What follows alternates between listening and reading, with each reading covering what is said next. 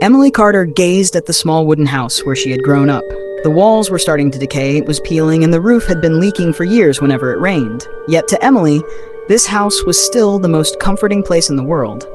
On the porch, a middle-aged woman stood with a gentle smile. Helen Carter, her mother, wore a worn-out apron she had used for years while working at the village bakery.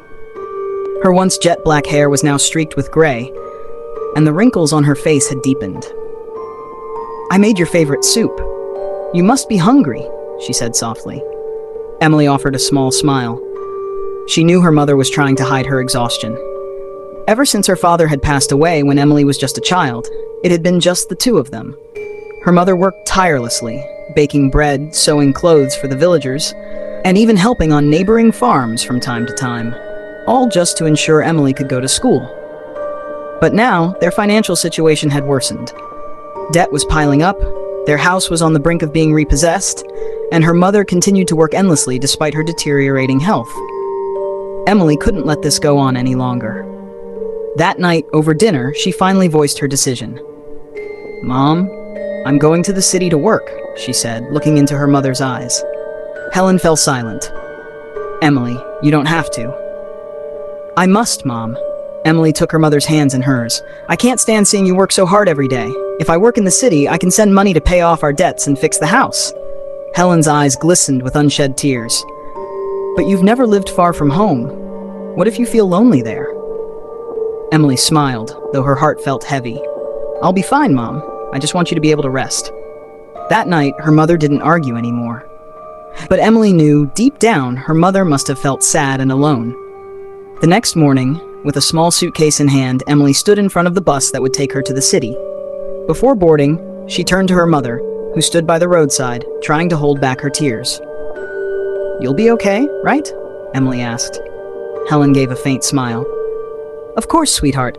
Take care of yourself there." Emily nodded, swallowing back a sob. As the bus began to move, she watched her mother wave slowly, her figure growing smaller and smaller, until all she could see was the little village disappearing in the distance. It had been a year since Emily Carter moved to the big city for work. She had left her small home in Willow Creek and sent almost all of her earnings to her mother's bank account. Life in the city was not easy. Emily worked from morning until night, often coming home exhausted. In the mornings, she went around elite residential areas selling newspapers and magazines. During the day, she worked at a busy restaurant. At night, she took a part-time job at a cafe. Life was tough, but she endured it for her mother's sake. Despite her busy schedule, Emily always made time every Sunday night to talk to her mother on the phone. "Mom, are you doing okay at home?" Emily asked one night. Her mother's gentle voice came from the other end of the line. "Of course, sweetheart. Don't worry about me. How about you? Don't forget to eat, okay?" "I will, Mom. I miss you."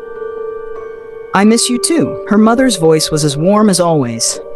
Their conversations were almost always the same every week. Her mother always made sure Emily was eating well and taking care of herself.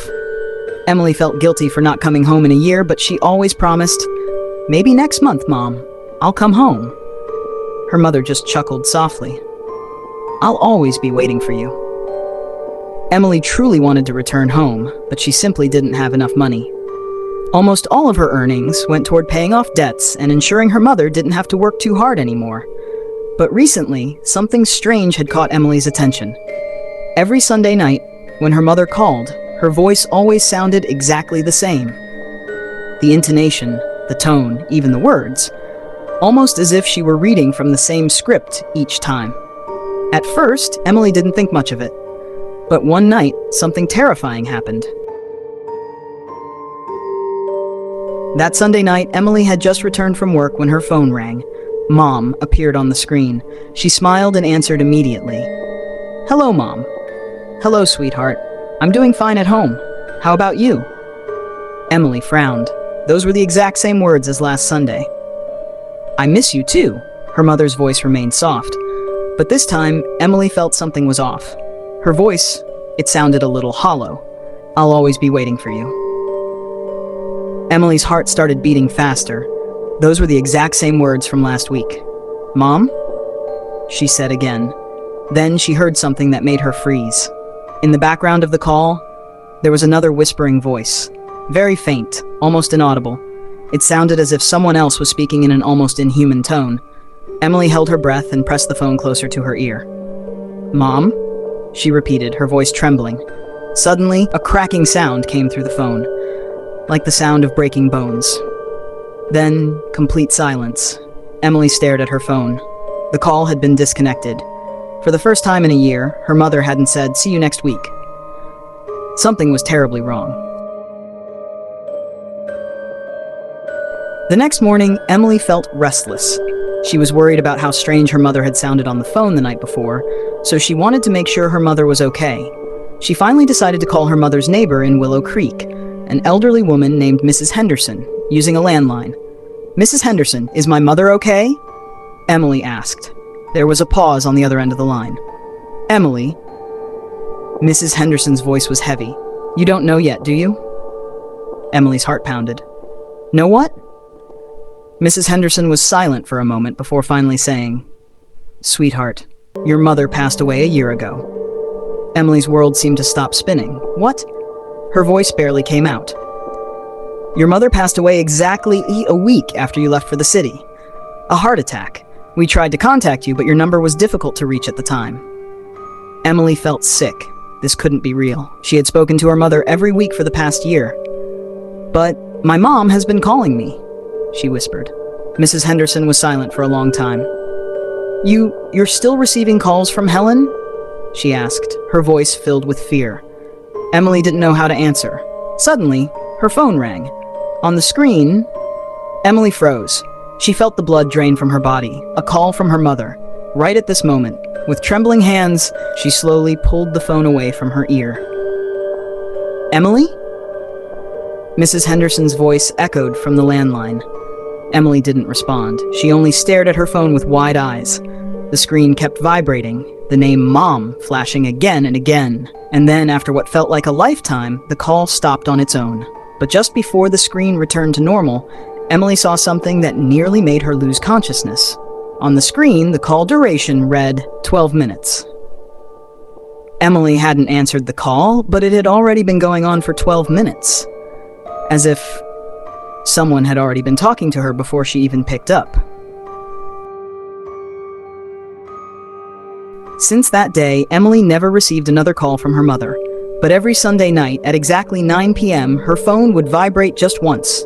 No name, no number. As if it was just a reminder that her mother was still waiting for her to come home. After weeks of fear and confusion, Emily finally decided to return to Willow Creek. When she arrived at her empty home, the air felt colder than it should have. She stood in front of the door, which hadn't been opened in a long time. Then, from the dark doorway, she heard a soft voice she knew all too well. "Emily, you finally came home." Her heart pounded, but this time, not from fear. There was something in that voice, not a threat, not a sinister whisper, but a deep, genuine longing. Emily swallowed hard, then, with trembling hands, she opened the door. The house was just as she remembered it. The old sofa in the living room, the wooden table where her mother used to sit and drink tea, and the small bookshelf filled with her mother's favorite novels. But now the house felt empty and cold. Emily stepped inside, her eyes welling with tears. "Mom," she whispered softly. No response. Only silence filled the room. But as she walked toward the kitchen, she saw something that made her heart sink.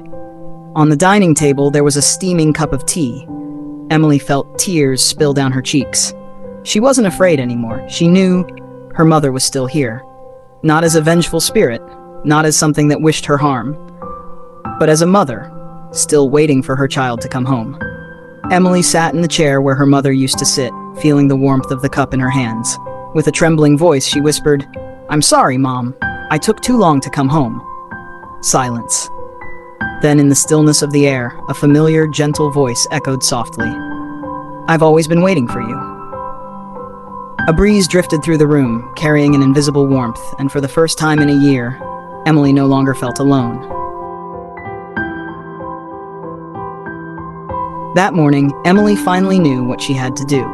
She grabbed her jacket and stepped outside, heading toward the small cemetery at the edge of the village. The morning breeze was cool, carrying the scent of damp earth after last night's rain. The path to the grave was filled with the soft sound of her footsteps, accompanied by the distant chirping of birds. When she arrived, Emily stood in front of her mother's gravestone, a simple piece of stone. 1960-2023. A mother full of love and sacrifice. Emily gazed at the name with tear-filled eyes. All this time, she had been too busy chasing life in the city, forgetting that someone had always been waiting for her at home, even after death. With a trembling voice, she knelt and touched the gravestone. "Mom, I'm sorry," she sobbed. "I should have come home sooner. I miss you." Silence. But at that moment, something soft brushed against her cheek. A gentle, warm breeze, as if someone were caressing her face with love. Emily closed her eyes, letting herself sink into the moment. She knew. Her mother was still there, watching over her. She took out her phone and looked at her call log. Every call from Mom over the past year was still there, proof that her mother had never truly left. Then, with trembling hands, she deleted all the calls. Not because she wanted to forget, but because she knew her mother was finally at peace. Emily took a deep breath and smiled softly. "Thank you, Mom, for waiting for me." As she stood up and walked away, the wind blew gently once more, and for the first time in a year, her phone did not ring on Sunday night. Her mother had finally found peace. And Emily knew, a mother's love never truly fades. A new beginning. A few months later, Emily returned to her hometown and checked her mother's savings account. To her surprise, the money she had been sending all along was still there, untouched. Every transaction was recorded in the account. Tucked inside the account book, she found a small slip of paper. "Emily, this is the savings your father and I set aside. If we are no longer here, you can use this for your future." At that moment, Emily broke down in tears. She then made a firm decision. She would use the money to open a bakery in her village, fulfilling the dream her parents once had. The end. My message to you: if your mother is still alive, go home. Visit her. Kiss her hands, her cheeks, and her forehead. Your mother does not need your money or material wealth. She only wants you by her side. If your mother has passed away, visit her grave. Lay flowers for her. No matter how flawed or imperfect she was, she is still your mother. Love and cherish her.